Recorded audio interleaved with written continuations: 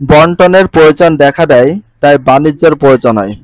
কিসের প্রয়োজন দেখা দেয় তখনই বাণিজ্যের প্রয়োজন হয়? বন্টনের প্রয়োজন দেখা দেয় তখনই বাণিজ্যের প্রয়োজন হয়। বাণিজ্য নিম্নরূপ। বাণিজ্য বাণিজ্য দুই প্রকার। বাণিজ্য কয় প্রকার? দুই প্রকার। তাহলে বাণিজ্য কত প্রকার? দুই প্রকার। একটা হচ্ছে অভ্যন্তরীণ বাণিজ্য আর একটা আন্তর্জাতিক বাণিজ্য। অভ্যন্তরীণ বাণিজ্য বলতে দেশের ভিতরের অংশ, দেশের ভিতরে যে বাণিজ্য হয় সেটাকে বলা হয় অভ্যন্তরীণ বাণিজ্য। আর আন্তর্জাতিক বাণিজ্য বলতে সারা বিশ্বে পৃথিবীর ভিতরে সব দেশের সঙ্গে বাণিজ্য হলে সেটা আন্তর্জাতিক বাণিজ্য বলে। আন্তর্জাতিক বাণিজ্য দুই প্রকার। একটা হচ্ছে আমদানি বাণিজ্য আর একটা হচ্ছে রপ্তানি বাণিজ্য।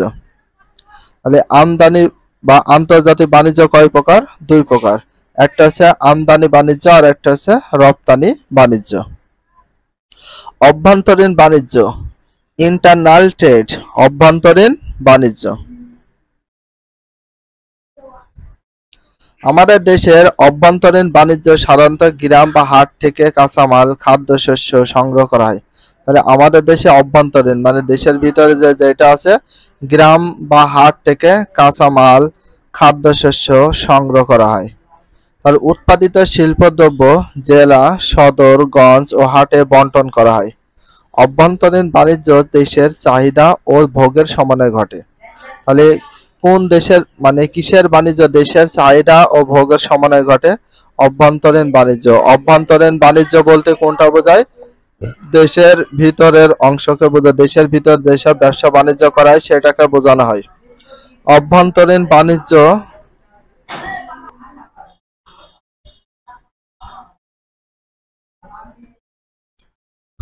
অভ্যন্তরীণ বাণিজ্য বাংলাদেশের যাতায়াত ব্যবস্থা গুরুত্বপূর্ণ ভূমিকা রাখে।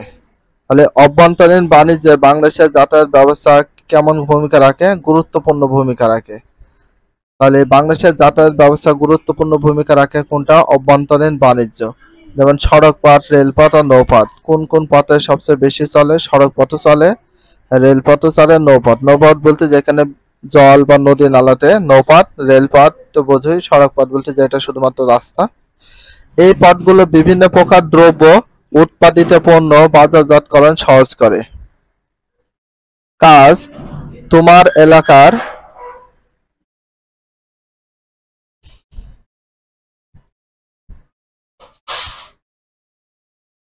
তোমার এলাকায় বিভিন্ন দোকানে কি কি পণ্য অন্য অঞ্চল থেকে আসে এবং কোন দ্রব্য বা পণ্য অন্য অঞ্চলে বিক্রি হয়েছে তার তালিকা তৈরি করো। কাজ তোমার এলাকায় বাণিজ্যের সঙ্গে যাতায়াত সম্পর্ক দেখাও। তো বাণিজ্য সম্পর্কে যাতায়াত ব্যবস্থা দেখাতে বলা হয়েছে। বলে পণ্য দ্রব্য তোমার অঞ্চল থেকে যাচ্ছে, যাতায়াত ব্যবস্থা কেমন? পণ্য দ্রব্য তোমার অঞ্চলে আসছে। তো যাচ্ছে বলতে যেটাকে আমরা বলি রপ্তানি, আর যেটা আসছে সেটাকে বলি কি? আমদানি। আর যাতায়াত ব্যবস্থাটা সে কোন কোন পথে সেটা তোমার লিখতে বলা হয়েছে। তো এখন আমি একটা বিষয় বলি, অভ্যন্তরীণ বাণিজ্যের ভিতরে যে কাঁচামাল, খাদ্যশস্য সংগ্রহ করা হচ্ছে এটা অভ্যন্তরীণ বাণিজ্য করা হচ্ছে। তো তোমাদের সবসময় একটা কথাই বলি, এই যে ছকগুলো নিয়ে তোমাদের কোনো মাথা ব্যথা নেই। এরকম ছকের কোনো কোশ্চেন আসবে না। এই জন্য তো আমি তোমাদের ছকগুলো পূরণ করে দিই না। অনেকে বলে যে ভাইয়া ছকগুলো পূরণ করে দেন, ছকগুলো পূরণ করেন। এইগুলো তোমাদের খুব একটা গুরুত্বপূর্ণ বিষয় না। তোমাদের অবশ্যই রিডিং গুলো পড়তে হবে, প্রতিটা লাইন বুঝে পড়ার নিজের চেষ্টা করতে হবে। বাট আমি যেগুলো বেস্ট অফ ইম্পর্টেন্ট কোশ্চেন আছে সেইগুলো আমি দাইগে দেওয়ার চেষ্টা করি। কোনগুলো প্রশ্ন এবং কিভাবে পড়লে ভালো হয় নিজে নিজে প্রশ্ন করবে এবং সেগুলো নিজে নিজে কি উত্তর করবে, তাহলে সবচেয়ে বেশি মনে থাকবে। সেই বিষয় নিয়ে আমি আলোচনা করি। এই যে বৈদেশিক বাণিজ্য, ফরেন ট্রেড। তো বৈদেশিক বাণিজ্যের বিষয়টা একটু দেখো। এক সময় বাংলাদেশে বৈদেশিক বাণিজ্যের বৈশিষ্ট্য ছিল বেশিরভাগ কাঁচামাল রপ্তানি। তাহলে এখানে একটা প্রশ্ন দেখো, এক সময় বাংলাদেশে বৈদেশিক বাণিজ্যের বৈশিষ্ট্য ছিল কি? কাঁচামাল রপ্তানি করা। তাহলে এটা একটা প্রশ্ন দেখো, এক সময় বাংলাদেশে বৈদেশিক বাণিজ্যের বৈশিষ্ট্য ছিল কি? বেশিরভাগ বৈশিষ্ট্য ছিল কি? কাঁচামাল রপ্তানি করা।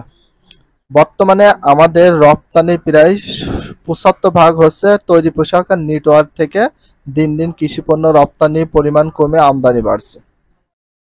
তাহলে এখানে একটা প্রশ্ন দেখো, বর্তমানে আমাদের রপ্তানি প্রায় ৭৫% আয় হচ্ছে তৈরি পোশাক। তাহলে বর্তমানে আমাদের রপ্তানির প্রায় শতকরা কত ভাগ হচ্ছে তৈরি পোশাক থেকে? হয়েছে ৭৫%। কত ভাগ থেকে? 75% থেকে আসে। সেটা কি থেকে? তৈরি পোশাক আর নেটওয়ার্ক থেকে। তৈরি পোশাক আর নেটওয়ার্ক থেকে। তাহলে তৈরি পোশাক আর নেটওয়ার্ক থেকে কত ভাগ আয় হচ্ছে? 75 ভাগ। কত ভাগ? 75 ভাগ। কত ভাগ আসছে? 75 ভাগ। দিন দিন কৃষি পণ্য রপ্তানি পরিমাণ কমে আমদানি বাড়ছে। রপ্তানির কৃষি পণ্য যেগুলো রয়েছে সেগুলো কৃষি পণ্য রপ্তানি পরিমাণ কমে যায়, সেগুলো আমদানি বাড়ছে। বর্তমানে খাদ্যশস্য শিল্পজাত দ্রব্য আমদানি করতে হয়। খালি বর্তমানে কি কি আমদানি করতে হয় সেটা রয়েছে, খাদ্যশস্য আমদানি করতে হচ্ছে, শিল্পজাত দ্রব্য আমদানি করতে হচ্ছে শুধুমাত্র বর্তমানে, কিন্তু এর আগে এত কিছু করা লাগতো না।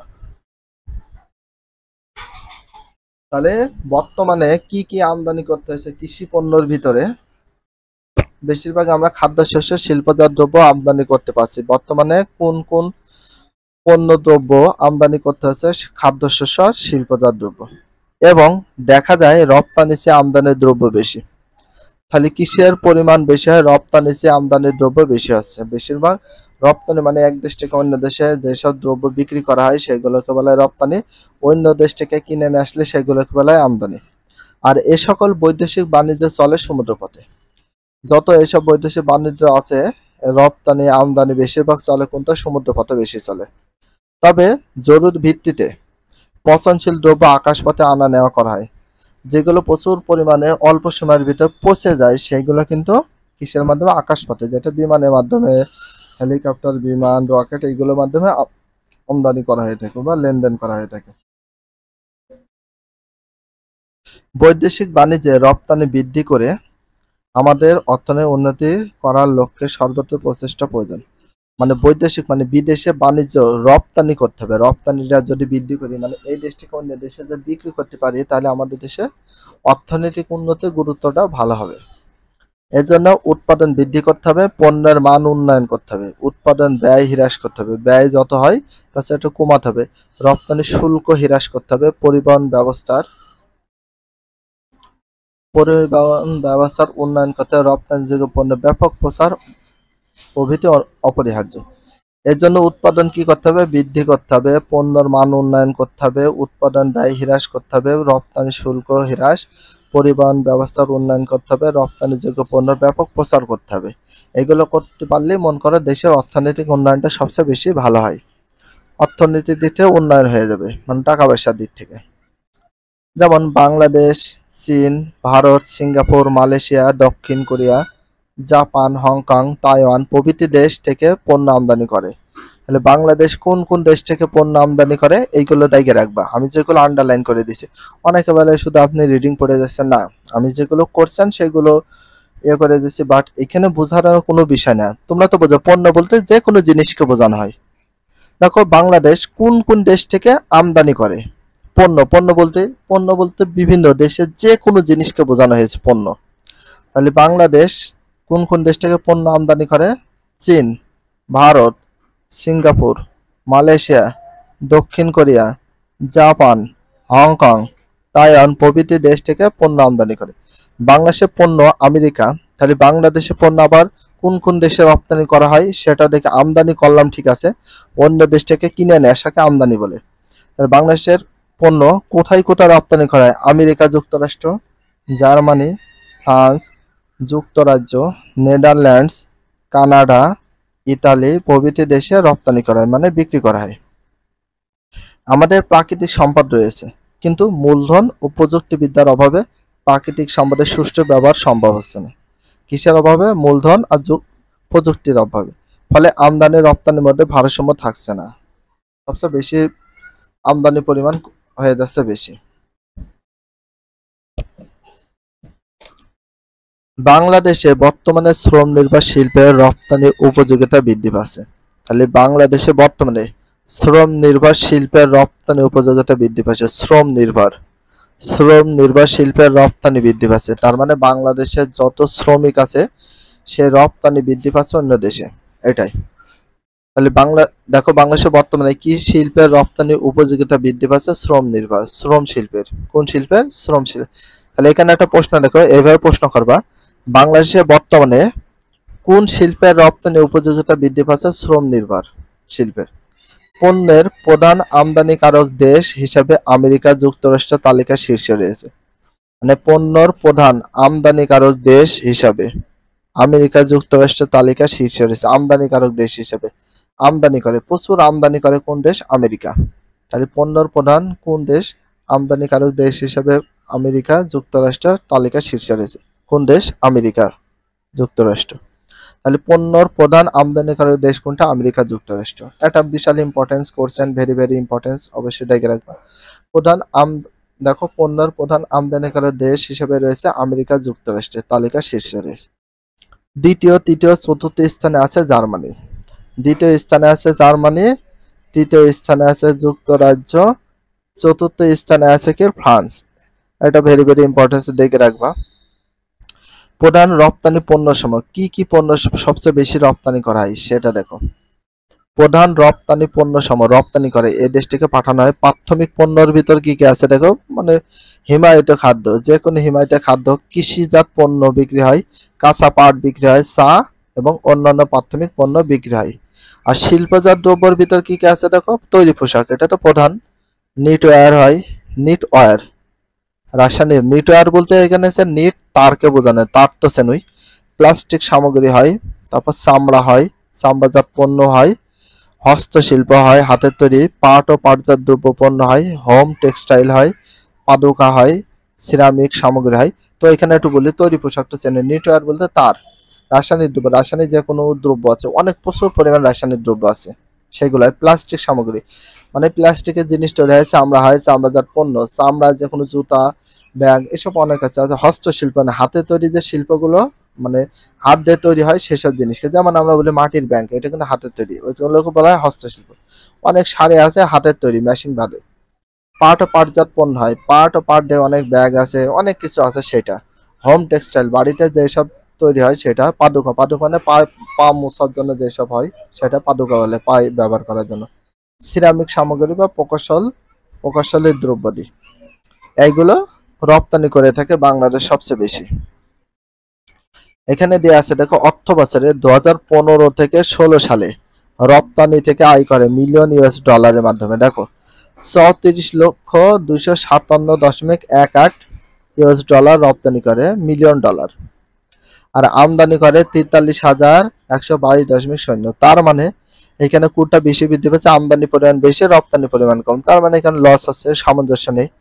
2016 থেকে 17 সাল দেখো, 34,655.90, এটা হচ্ছে রপ্তানি করে, আয় করে। আর 47,005.0, এটা হচ্ছে কি করে? আমদানি ব্যয় হয়, তার ব্যয় বেশি। রপ্তানির চেয়ে আমদানি বেশি, এখানেও ক্ষতি, লস। তার মানে এগুলো ভারসাম্য ঠিক নেই। 17 থেকে 18 সালে দেখো 36,668.17 মিলিয়ন ডলার আয় করে, সেটা রপ্তানি করে। আর আমদানি করে 58,865.0। তার মানে আমদানি বেশি, রপ্তানি কম। 2018-19 সালে 27,652.80, 40,895.0, এইগুলো বেশি। তার মানে এখানেও কম। তো রপ্তানি হয় কম কিন্তু আমদানি হয় বেশি, এটাই বোঝানো হয়েছে।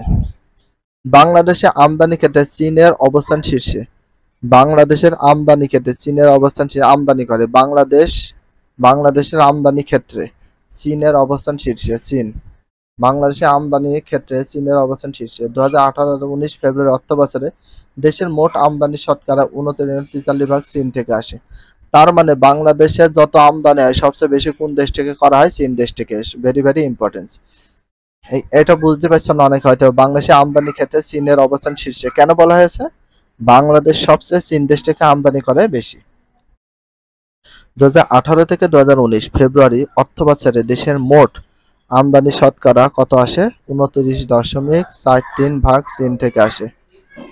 দ্বিতীয় ও তৃতীয় অবস্থানে রয়েছে যথাক্রমে, দ্বিতীয় অবস্থানে রয়েছে ভারত এবং তৃতীয় স্থানে রয়েছে সিঙ্গাপুর।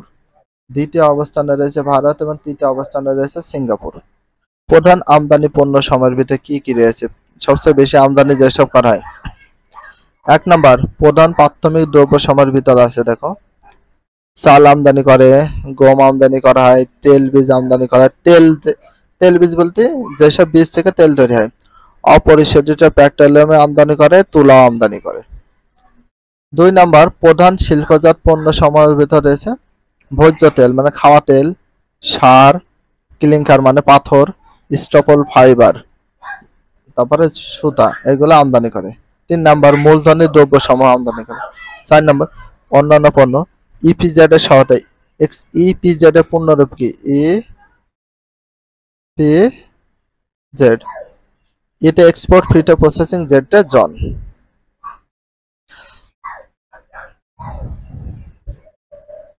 ভিডিওটি এখানে শেষ করছি। যদি ভিডিওটি ভালো লাগে চ্যানেলে সাবস্ক্রাইব করতে হলে ফলো করে দিও, তার সাথে একটা লাইক এবং একটা কমেন্ট করে দাও। নেক্সট ভিডিও পাওয়ার জন্য অবশ্যই বেল আইকনটা অল করে রাখো, যাতে নিউ ভিডিও আপলোডের সাথে সাথে সর্বপ্রথম তোমাদের কাছে নোটিফিকেশনটা পৌঁছে যায়। If you love this video please subscribe my channel, like, comment, share, hit the bell icon for getting next video.